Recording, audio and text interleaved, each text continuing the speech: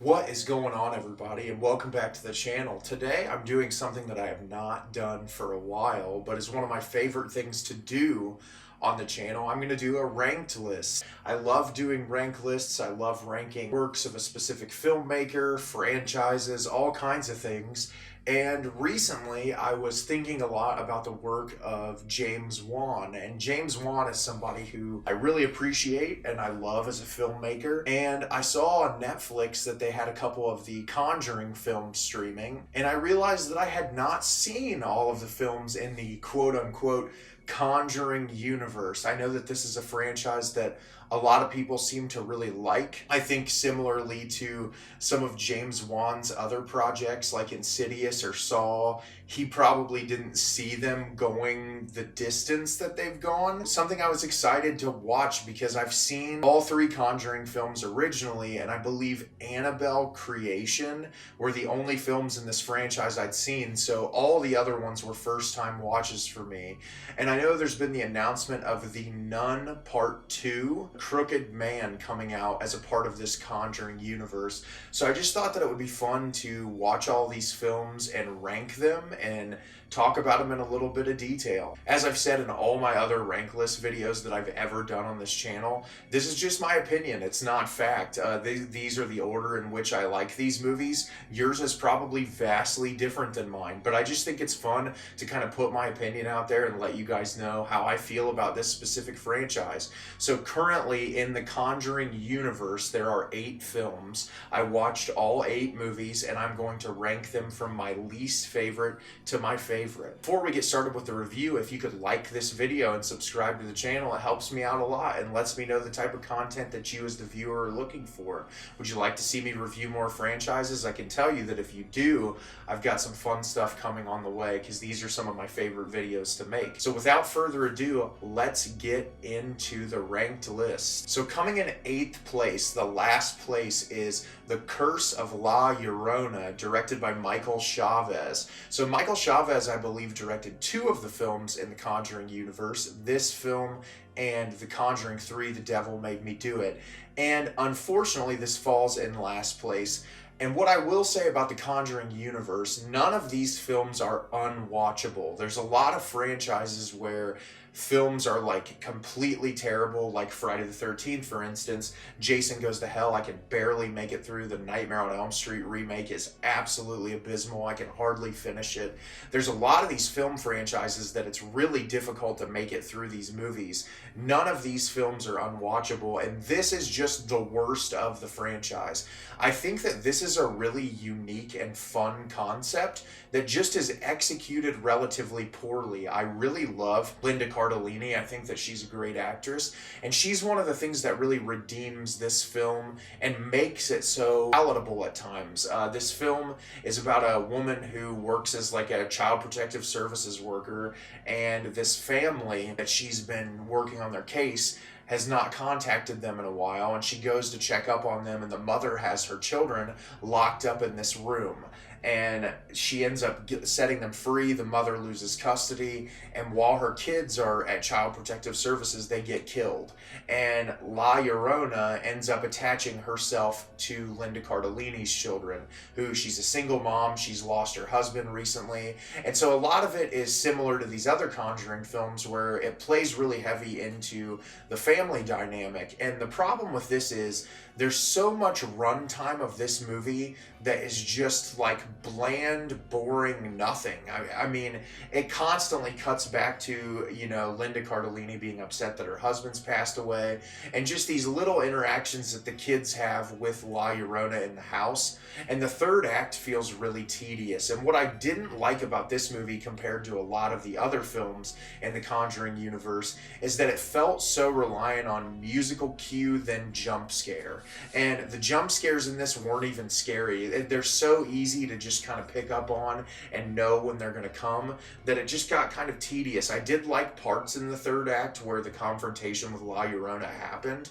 But yeah, this movie is just kind of bland and forgettable. It's not unwatchable. There are moments that I thought were genuinely well filmed. All these Conjuring films look really good for the most part. This is just one that I feel like is really bottom of the barrel, and it definitely could have been executed a lot better than it was. Coming in at number 7 is going to be the first installation in the Annabelle trilogy that exists. This was a film I had not seen before due to a lot of negative reviews, and I don't think this movie is horrible, I just think it's not great.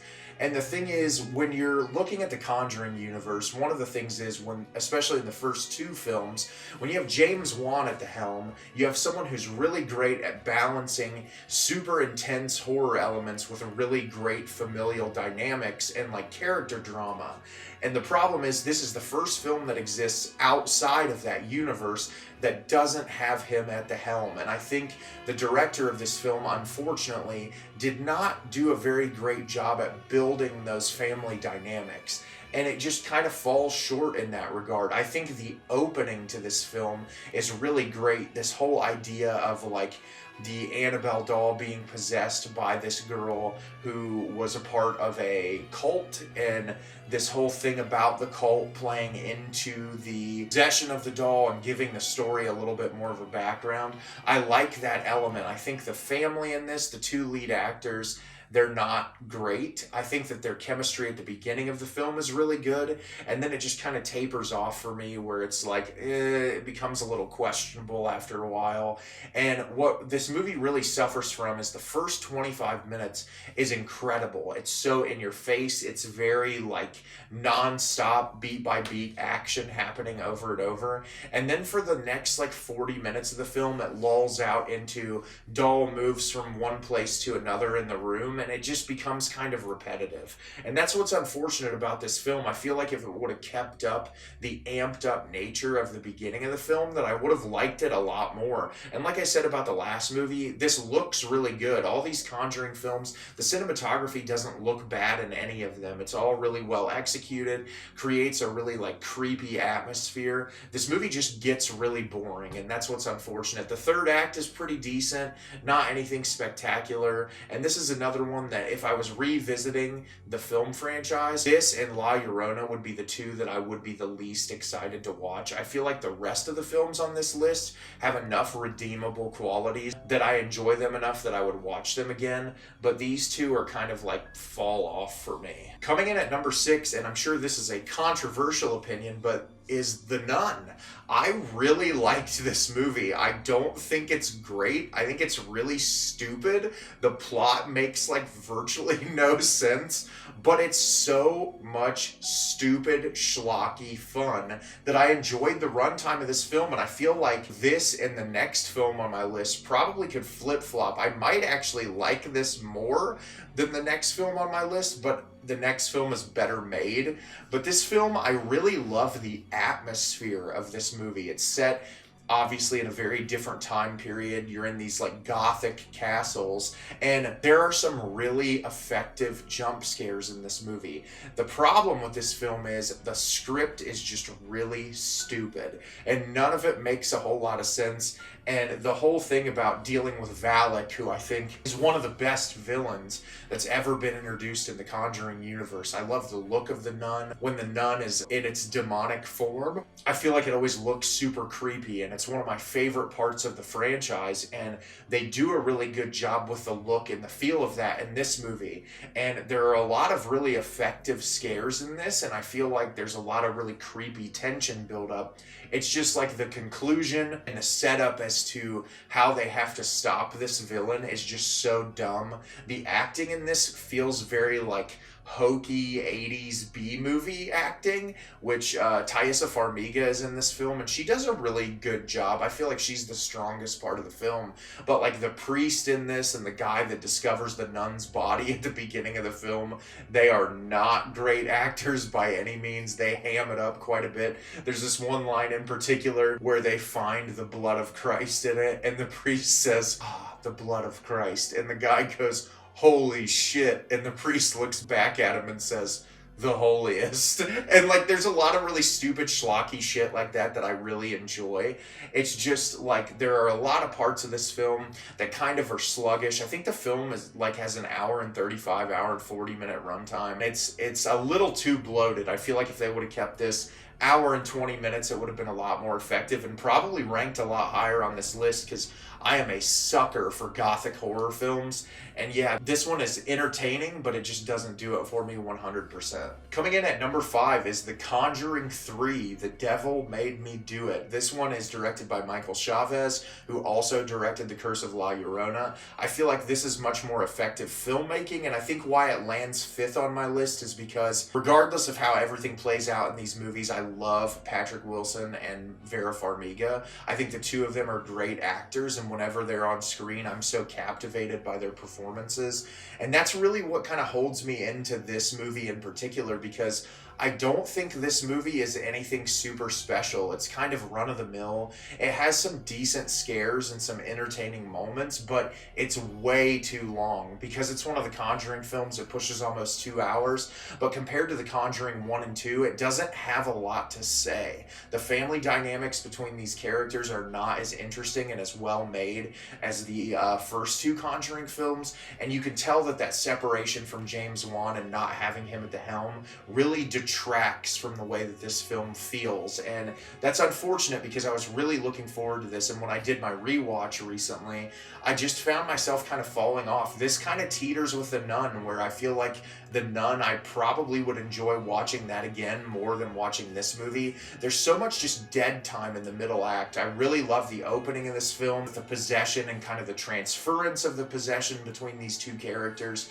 I just don't think the family is as interesting as in The Conjuring 1 and 2, and the villain in this, when the villain is revealed, is just not nearly as fun or entertaining as the first 2 Conjuring films. It felt kind of just like sloppily put together and just like they wanted a third film in this franchise. And I'll be interested if they make another Conjuring movie. I know they're going to make a lot of films that are set in this world. They're clearly very, very set on continuing this franchise and keeping different character elements with looking at another Nun film or The Crooked Man or things like that. It'll be really fascinating to see where they take this franchise. But yeah, as far as The Conjuring 3, I don't have a lot to say about it. It's kind of just your run-of-the-mill jump scare horror film that I feel like perfectly falls in the middle of this list. Coming in at number 4 is Annabelle Creation, directed by David F. Sandberg, who I really like. I feel like I've seen David in a lot of interviews. He seems like a really wonderful guy. He made a horror film I really enjoyed called Lights Out. He's worked on the Shazam film for DC, and I feel like he's just a really good dude who I really like in the horror community. And I was really excited to see this movie the first time, and I saw this in the theater. This was actually a revisit for me, and I think I liked it less than I did when I was in the theater, but I still had an appreciation for it. I feel like this movie does a really good job at building tension, and I really like this whole idea of the girls from this orphanage being brought to this house where this tragedy's occurred with his family, and the ramifications of that tragedy with the Annabelle doll coming to haunt these kids. And I think there's something about portraying such a horrific and terrible series of events through the eyes of a child that is really fascinating to watch, because these kids are so innocent and they've been through a lot already, losing family, and these 2 lead girls who I think do a really great job with their friendship and kind of watching the one who's already struggling with a disability kind of fall into the prey of this demon because her will is probably not as strong, and that really and that's due to a lot of external factors, being bullied, all the other things that she's going through. And I really like the character dynamics in this film, and I think that's what makes it stronger for me on this list.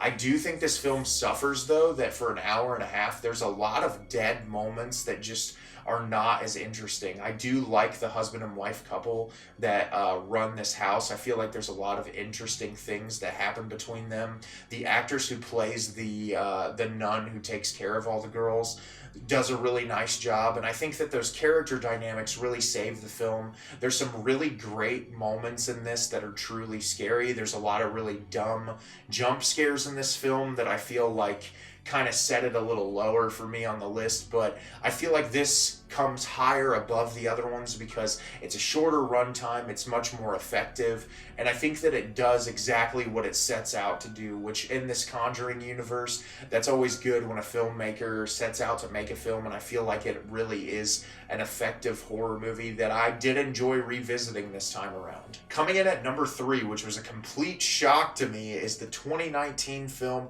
Annabelle Comes Home. I had never seen this movie. This was a first time watch for me, and this was just pure dumb fun. The film opens with Ed and Lorraine Warren, and you have them for probably the first, I would say, 15 minutes of the film, where it's them going to pick up the Annabelle doll that you saw from the original Conjuring film, and they go get the doll, they're driving it home, and this crazy shit happens while they're in the car. They get home, and they hire a babysitter to watch their daughter, and they're going to leave to go do something, and the babysitter is there watching the daughter, and this movie turns into dumb schlock, but in the best way. It feels like just like a really cheesy, almost like 80s B-movie premise that utilizes all of these villains in the Conjuring universe to the best of their ability. And that's what I like about this movie. There's a little bit of bloatedness in the runtime of this film, and I don't think that it's perfect, but there's so much interesting content with everything that happens. So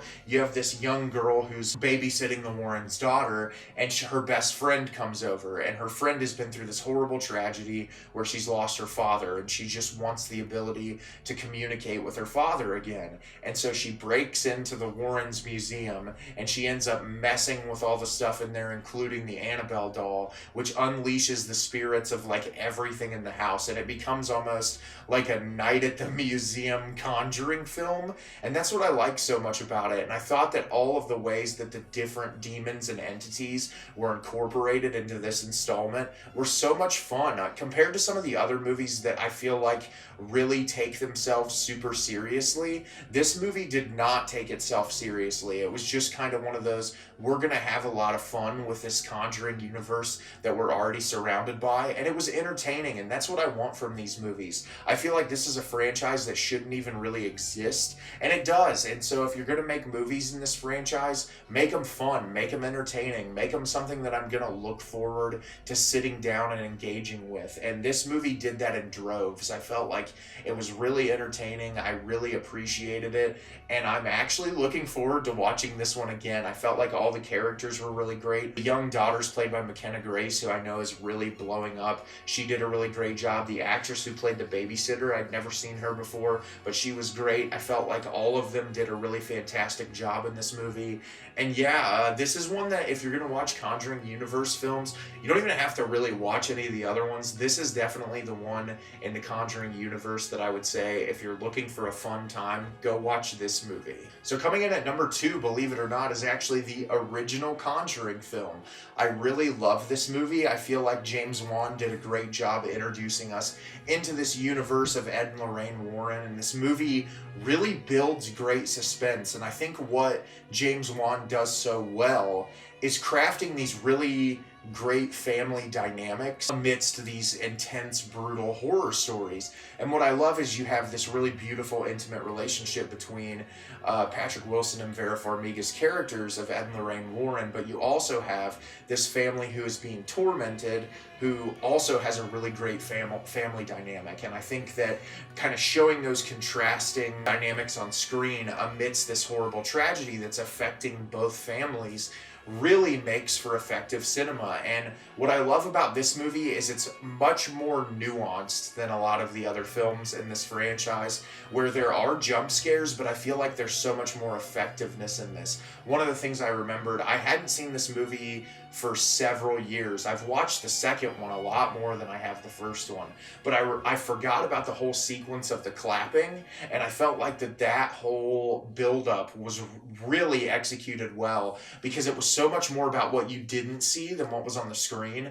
And I feel like a lot of these newer horror films kind of want to just throw imagery in your face because it's jump scare, jump scare, jump scare. And that's not always a bad thing if it's executed well, but I felt like this movie did a really good job of having that nuance and sort of pulling back. And sure, there's some sequences in this that are just dumb jump scares, but there's also the third act of this film with a possession and an exorcism that I feel like really pays off really well. I love all the really strange, like ethereal dream sequences that Lorraine Warren has. I feel like Patrick Wilson and Vera Farmiga both give just excellent performances in this film of this couple who is trying to use their platform to help other people.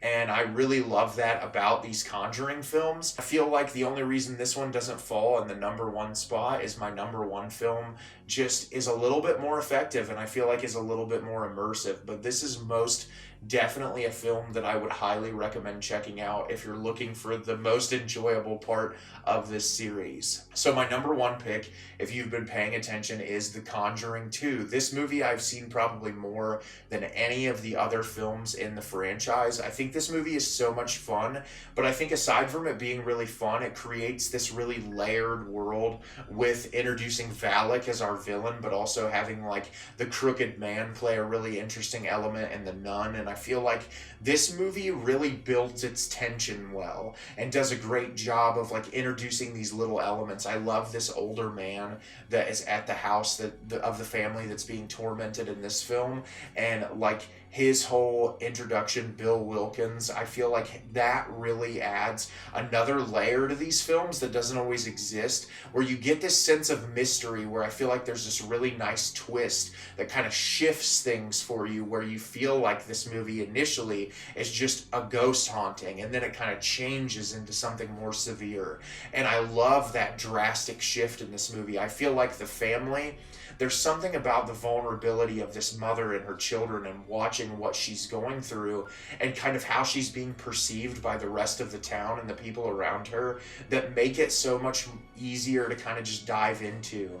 And I think Patrick Wilson and Vera Farmiga's performance in this film in particular is the best of the best. I feel like they really give just phenomenal performances, and both of them are such talented actors anyway. But like there's this one scene in particular where the family is really struggling and nothing in the house is really working. Their record player's all busted up. Patrick Wilson goes and buys them these Elvis records, and they don't work on the record player, so he ends up grabbing a guitar and playing Elvis and singing for them. And it's just this really beautiful moment amidst this really horrible circumstance. And I think it just goes to show like Ed and Lorraine Warren in these films in this context, despite, you know, being these paranormal investigators who are trying to help people, like, rather than just doing it for like the fame or the fortune of being able to do it, there's this really beautiful element of like they're doing this because they genuinely care about the people.